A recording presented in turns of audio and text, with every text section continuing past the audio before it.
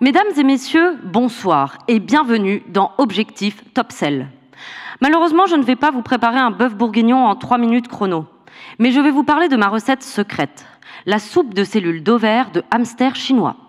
Rassurez-vous, je n'ébouillante pas des petits hamsters trop mimi. Les cellules que j'utilise ont été récoltées puis congelées il y a des dizaines d'années.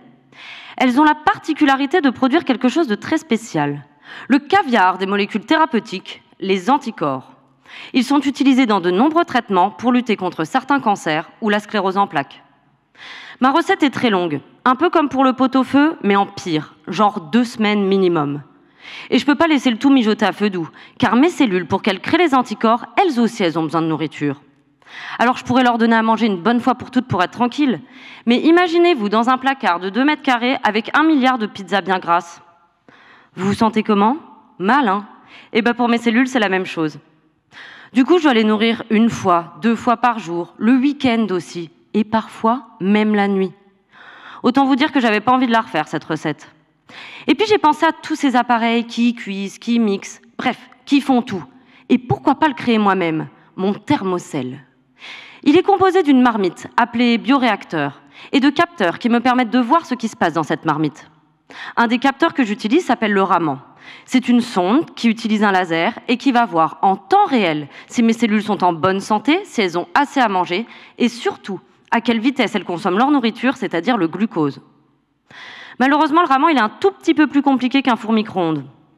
En fait, il va m'envoyer des graphiques, plus précisément des spectres. Et moi, apprentie cuisinière, j'y comprends pas grand-chose. J'ai donc dû inventer un traducteur qui me permet de convertir à partir de modèles mathématiques les données spectrales de Raman en données intéressantes pour moi, comme les concentrations et les vitesses de consommation.